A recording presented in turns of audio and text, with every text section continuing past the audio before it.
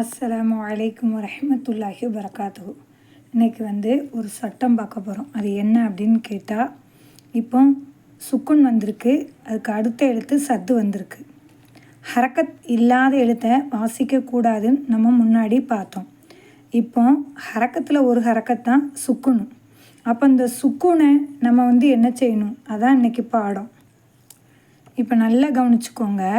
சுக்குன் பெற்ற எழுத்துக்கு அப்புறம் ஒரு சத்து பெற்ற எழுத்து வந்துச்சு அப்படின்னா சுக்குனை விட இந்த சத்து தான் பெருசு. அப்போ இந்த சுக்குனை நம்ம என்ன செய்யக்கூடாது, உச்சரிக்கக்கூடாது. கித்த அப்படின்னா சொல்லணும். இல்ல ஒரு ர குல் அப்படின்னு சொல்லக்கூடாது. ஏன்னா ஒரு ர லுக்க கம்ம